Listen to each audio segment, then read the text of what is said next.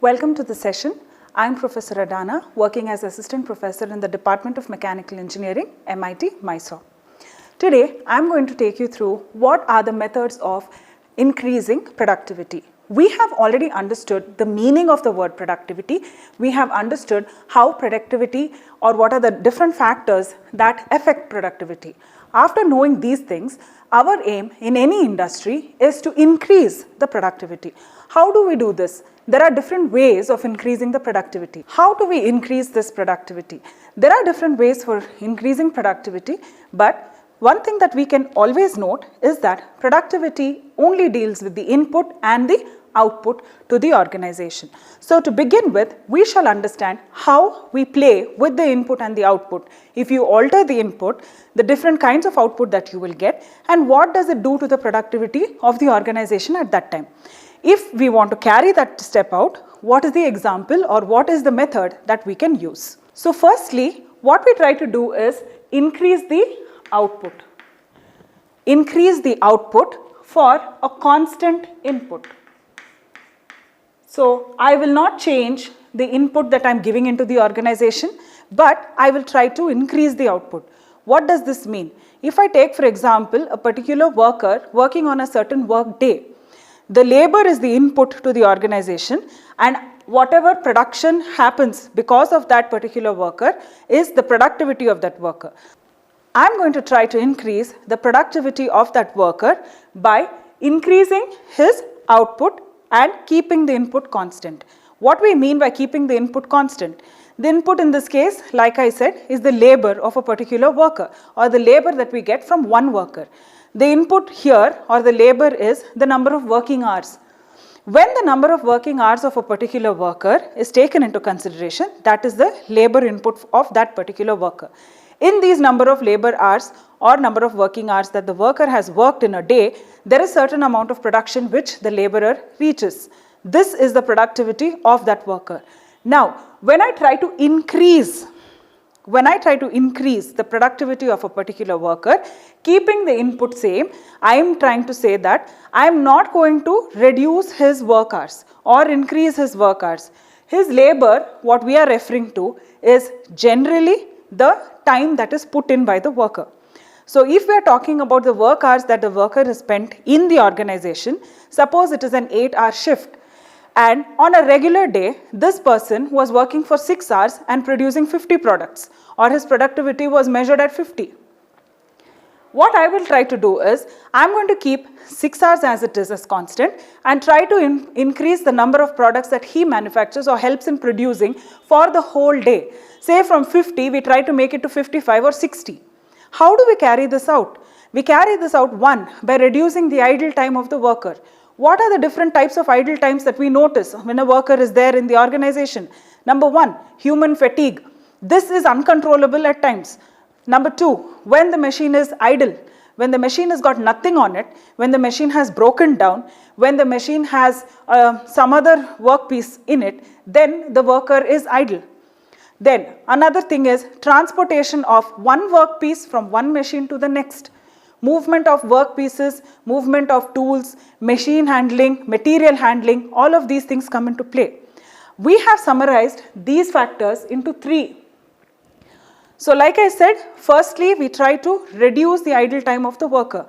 Reducing the idle time of the worker simply means that we are reducing the amount of time that the worker is spending without doing any productive work, without adding any value to the final product that is going to come out of the office or the organization, the factory. That is idle time. We reduce this idle time by various methods. Firstly, what we try to do is we try to give him a good material handling system. We try to give him more automation. We try to give him or make him feel free and fatigueless by creating a very comfortable work environment. All these kind of factors will add in to reduce the human worker idle time. The next that we do is we try to use materials cost effectively. What we are trying to do here is raw materials are bought. Instead of wasting the raw material, we try to use it cost effectively. If you are going to make some round caps from a certain billet of a certain dimension, we will try to cut it cost effectively in the sense that we will try to make maximum use of it, or rather we will try to find a substitute. If at all the billet costs around certain number of rupees, we will try to buy and we will try to procure something that is equivalent in material with a reduced cost. The third one is we try to use energy effectively. Not only energy, even raw material, every kind of resource. For example, energy. We try to use as much as possible at the time available. We try to use water, electricity, raw material as minimal as possible to give the same kind of output. So here we are not going to vary the number of hours that the worker is working in the factory. Here we are only going to vary things like reducing his idle time, things like using materials effectively, things like using resources effectively and efficiently to the maximum possible method or way. Secondly, what we are trying to do is we are trying to decrease the input. When I am talking about the input, I am trying to decrease the input here and keep the output constant. I am trying to decrease the input while keeping the output constant. Like I mentioned, in productivity, we are only playing with the input and the output, because the definition of productivity is what? How much ever input is given to the organization, what is the output that we are getting? Let the input be anything, we are trying to measure what is the output that we are getting for that specified amount of input. So what I am trying to do is, I am going to try and decrease the input that is provided into the factory or the organization, while at the same time I am going to keep the output constant. In some cases we cannot change the output, we cannot change the products that are coming out. So how do we increase the productivity? We try to decrease whatever input we are giving. For example, if we are manufacturing 10 cars in a day in a certain factory, in an automobile manufacturing factory, we cannot go beyond that. If that is the case, what do? We try to decrease the input that we are providing. Now how is this done? How this is done is by providing economical substitutes of raw materials and machinery. We are not talking about inferior substitutes, we are talking about economical substitutes. A tender is called for a certain raw material. Say for example, the kind of sheet metal that we are procuring. You can pick up a logistic that is closer to your organization, so the transportation charges are lesser. You can pick up an organization that will give you, or an outlet that will give you the same kind of raw material without compromising on the quality for a lesser price. You can call tenders and procure the material, raw material for lesser prices. Also machinery. We try to procure economical machinery. What we try to do is, say probably we had in our earlier organization or in our earlier factory, we had 4 different kinds of machines. We had an engine lathe, we had a shaper machine, we had a milling machine, all of those things in one line. And we go on to procure one CNC machine. Say for example, in the previous setup, there might have been 4 different machines to carry out 4 different jobs.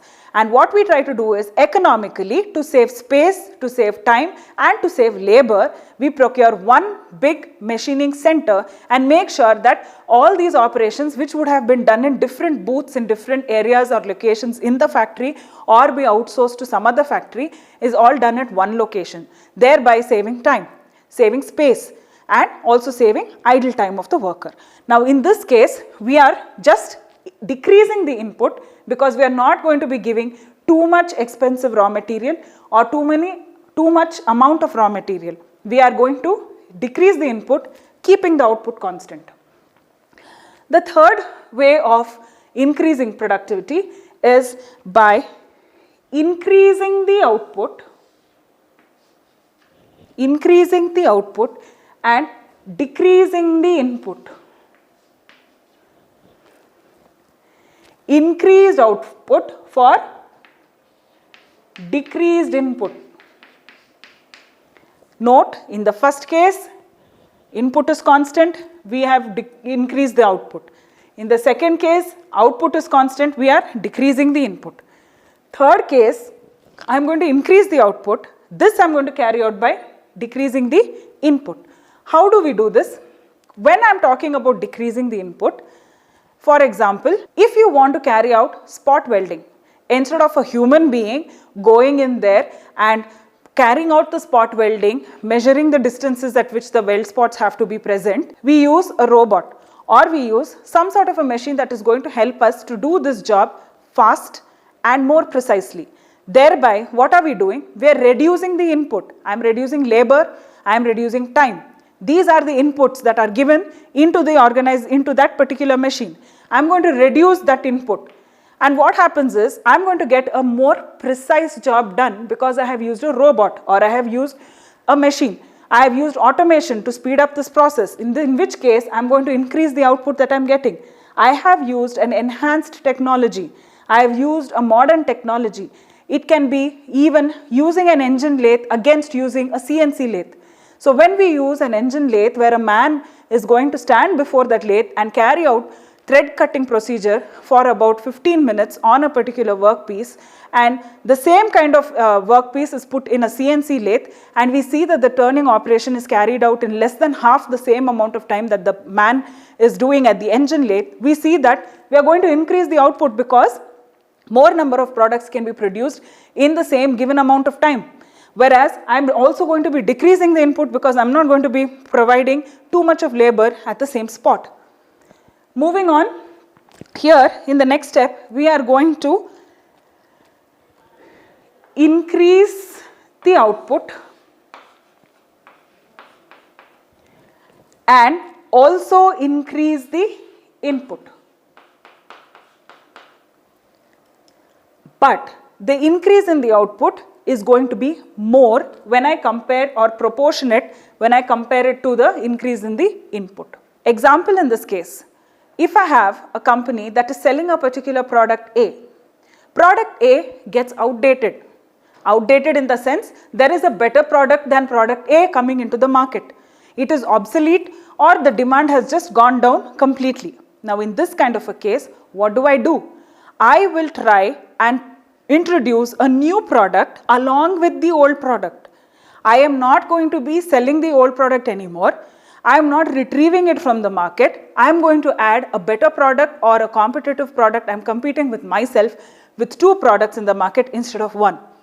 Thereby, what have I done? I have not stopped producing the old product. I am still increasing the input because I have added a secondary product to the already existing old product. There is an increase in the input.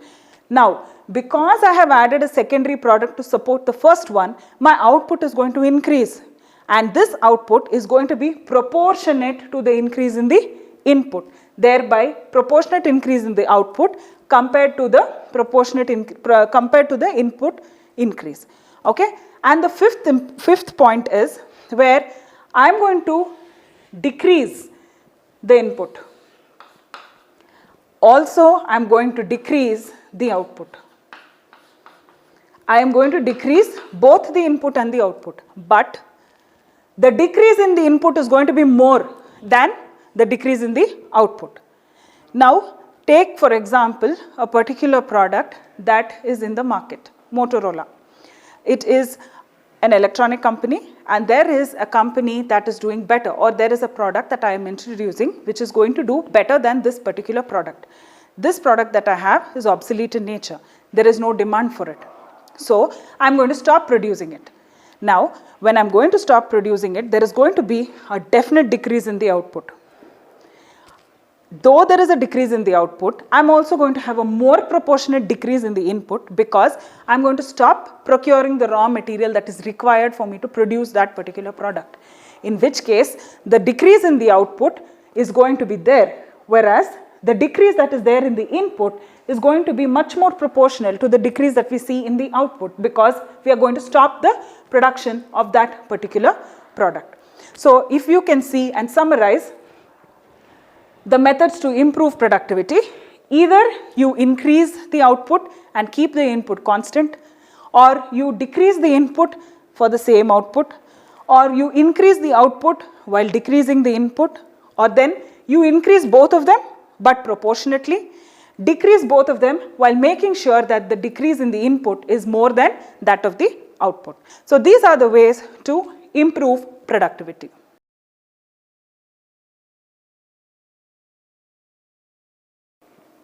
Now that we have understood the different ways in which we can increase productivity, we will look at how we measure productivity in any organization. There are three different ways in which you can measure productivity of an organization. The first one is called partial productivity. Partial productivity is a way to measure how much of a particular input it will take to produce an output, or how does a single input behave or affect the output of the organization. So when we are taking the ratio of the output, total output, to any single input or service, this we call it as partial productivity measurement. It could be labor, it could be cost, it could be material, it could be anything, but note that it is the ratio of the output to any one single input. Thereby, we are measuring the effectiveness of a single input to the organization. How effective is it? How effective is the labor or the skill being provided? When you are given with data stating that there are certain man hours in a day that people in an organization are working for, you will try to calculate what is the productivity that you are getting only out of the labor that we have for the organization or the factory. When you are given that this much raw material is procured and the output that we are getting from the factory is so much, you are going to try to understand what is the productivity of the organization with that input of material. The next type of productivity measurement is called multi-factor productivity. What is this multi-factor productivity? It is again a ratio of the output of the organization or the factory to a group of inputs that are provided. Here we consider two or more inputs but not all. If we are considering any of the two inputs or more than two inputs but not all of them, we call it as multi-factor productivity measurement. Multi-factor productivity measurement checks the effectiveness of a group of inputs to the organization, but definitely not all. It could be when you are given with an instruction to find out how much does the labor and the capital that is invested in this organization contribute to the productivity. What is the productivity of the capital? What is the productivity of the labor, both put together? Here, labor, capital and manufacturing costs and every other cost, all of these are put together to find out what is the productivity as a ratio against the output. The difference between partial productivity and multi-factor productivity is very clear. In partial productivity, we are not going to consider more than one input. In multi-factor productivity, we consider more than one but not all. And further moving on, we come to what is called as total productivity. Here in total productivity, we are going to consider all the resources that are used in the organization to give the output of goods or services. Output of goods and services totally to the total resources that are used to produce these goods and services. So this measures the effectiveness of all the resources in the organization put together. So what are the three different ways of measuring productivity? Partial productivity, where you choose only one single input and check its effectiveness on the output. Multi-factor productivity, where we choose a group of inputs but not all the inputs, check it against the output to check the productivity. And total productivity, where we are going to check all the inputs against the output. A ratio of the output to each and every input in goods or services given into the organization. We are going to check its effectiveness. That is called as total productivity.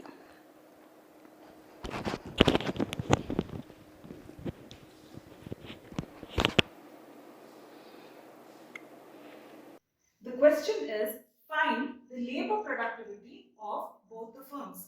Find the labor productivity. Now, first you need to understand in which classification the productivity falls. Is it partial productivity, multi-factor productivity or total productivity? It clearly states that you need to find the labor productivity, which means the labor is the input that we are referring to. It clearly states that we need to find out what is the labor productivity of the company. So this is a single input. You want to find out the effectiveness of only a single input to the output of that particular company. In this case, please note, output has been stated. The output is what? How many sales and units we have from both the firms. So now we are going to get into how to solve the problem. The first thing we do is we state what the formula for finding out or calculating productivity is. It is the output divided by the input. Now, Labor productivity for the US firm is first calculated. Labor productivity involves whatever is the input in the form of labor for this particular firm. What is the output of the US firm? We have it clearly stated over here as 1 lakh units. This 1 lakh units is the output divided by whatever is the labor input, which again is stated here as 20,000. Which again is stated here as 20,000. This 20,000 to 1 lakh ratio gives you 5 units. So the labor productivity of the US firm is 5 units. And labor productivity calculated in a similar fashion for the other company or the other firm is again 20,000 divided by 15,000.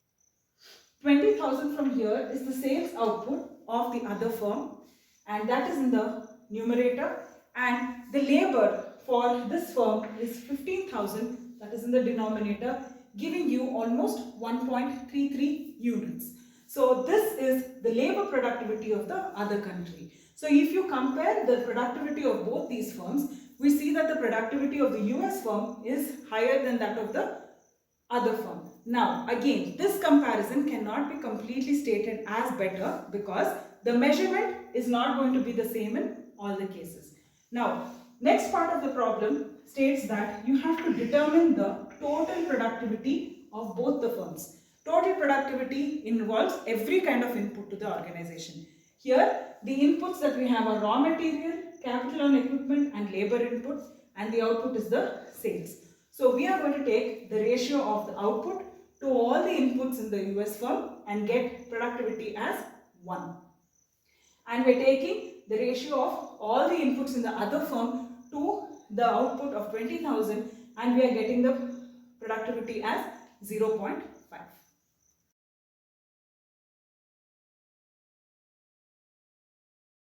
Productivity is by far affected by the environment in which the organization operates.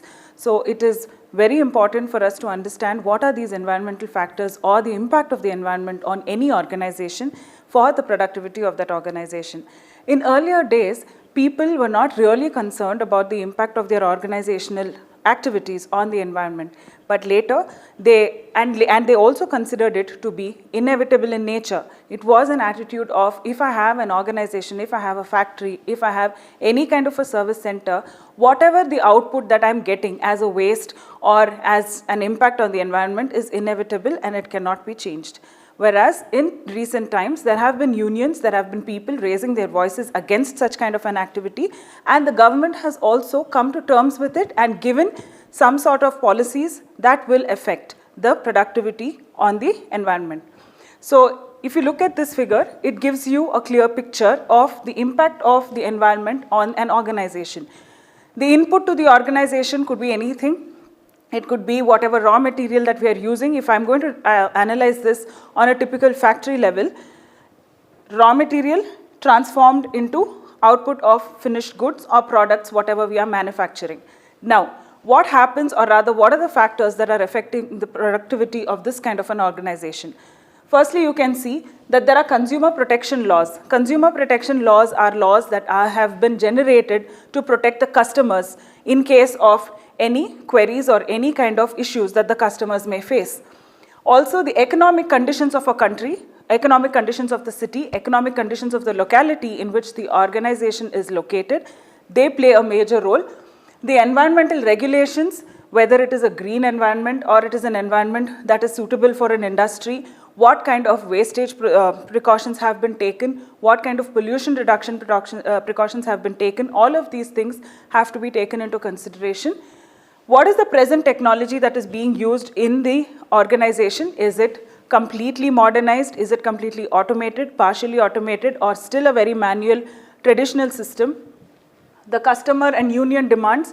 So we all know that within an organization, there are usually trade unions, there are customer unions. These are the unions that are there or formed to protect the interest of customers as well as the workers within the forum. Employment practices within an organization vary from one organization to the other and also from one skill to the other, from one department to the other. Now, putting all of these things together, all of them play a major role during the transformation process of any input to output or any product or service to whatever is being rendered to the customer. Also, on the other hand, we have certain issues like the state and central government laws that have been put in place, what are the working hours or the working conditions that have been put in place by the government of that area, the safety and health regulations that have to be practiced as a norm, again that is set by the government, and then the interest rates of whatever has been set by the budget for that particular time period, the income taxes, financial markets, and the available resources from wherever we are going to be collecting the resources. Now, we need to understand these two kinds of inputs or impacts on the transformation process as under two headings. These are controllable in nature. Controllable in nature in the sense the consumer protection laws, the economic conditions, the present technology that is being used, these can be varied from one organization to another internally by the organizational heads. Whereas state government and central government laws, the safety precautions, whatever income tax rates have been set, these cannot be controlled by the organization, and the organization has to form its policies around these already fixed norms that have been given by the government. So we have two kinds of factors, internal or controllable factors and external or uncontrollable factors. Now all of these have an impact on the environment. Depending on what is the output that comes out from the factory, the environmental feedback again gets back into the input area, and then the transformation procedure takes place again. To give you an example of this, suppose for example you are having a rubber factory that deals with rubber products, and the output is some sort of product that is maybe a case, a mobile case that is there, and it is coming out into the environment. The amount of wastage, the amount of costing, the kind of customers, and the number of products that are sold, everything is fed back into the environment. The feedback is then sent to see if it is desirable about whatever we want to achieve, and further it is controlled here in the transformation process by altering any one of these that have been affected by the output. So this is the impact of environment on an organization.